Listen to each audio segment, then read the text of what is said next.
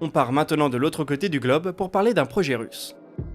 À propos de réutilisation, connais-tu le projet Baïkal, le projet russe de fusée réutilisable?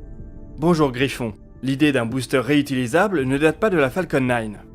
Lors de l'édition 2001 du Salon du Bourget, une drôle de maquette a été présentée par le Centre de recherche spatiale russe Khrunichev. Elle illustrait un concept de booster réutilisable dénommé Baïkal. L'idée était de l'intégrer à différentes architectures, comme les lanceurs Angara, pour profiter de lancements plus sûrs et d'une baisse de coûts liée à la réutilisation. La méthode de récupération imaginée était très différente de ce qui se fait chez SpaceX.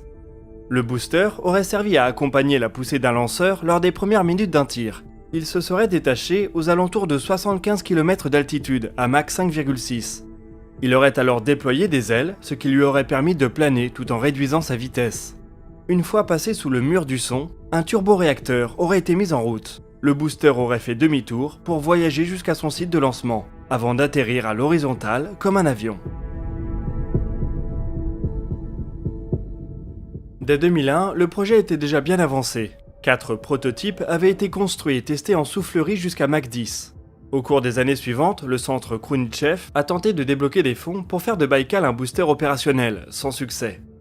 Le booster planeur est donc un peu tombé dans l'oubli jusqu'en 2018.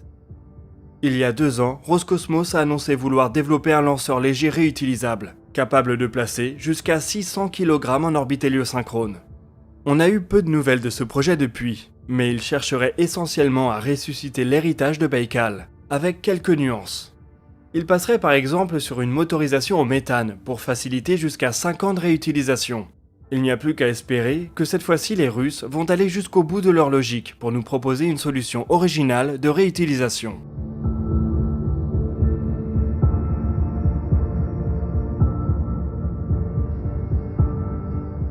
La prochaine question c'est celle de Tarly et on va parler d'une start-up européenne.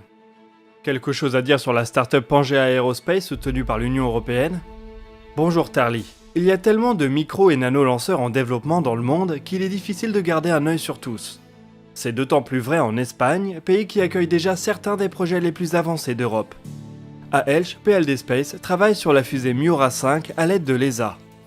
À Barcelone, Zero to Infinity imagine un drôle de lanceur en forme de donut encastré.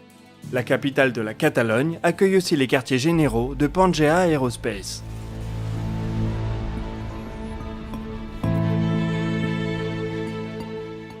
L'entreprise a été fondée en 2018 et a depuis levé un peu plus d'1 million d'euros. Elle se concentre sur le développement d'un micro-lanceur qui s'appelle MESO. 2 étages à propulsion liquide, 150 kg en orbite basse, jusque-là c'est plutôt classique. Là où la proposition se démarque, c'est sur la présence d'une tuyère aérospike au premier étage et une volonté de récupération et réutilisation dès les premiers tirs. Pour y parvenir, Pangea compte s'appuyer sur un système de soufflante électrique. Des moteurs à hélice carénés qui guideraient la fusée pour un atterrissage à l'horizontale en douceur. Décidément, Baïkal semble bel et bien renaître de ses cendres. C'est le développement de cette technologie qui est soutenu par le programme Horizon 2020 de l'Union européenne, à travers le projet RRTB. C'est aussi ce qui explique pourquoi le premier étage de MESO semble boursouflé. Pangea pense que c'est la clé pour une réutilisation rapide et peu coûteuse. L'utilisation d'un système de propulsion dédié à la phase d'atterrissage permet de réduire le stress sur le moteur principal du lanceur, et donc d'allonger sa durée de vie. Pour le moment, l'entreprise est encore en phase de R&D. On ne verra donc probablement pas MESO voler de sitôt. Mais il faut bien avouer que leur choix intrigue. On essaiera donc de garder un œil sur l'avancement du projet.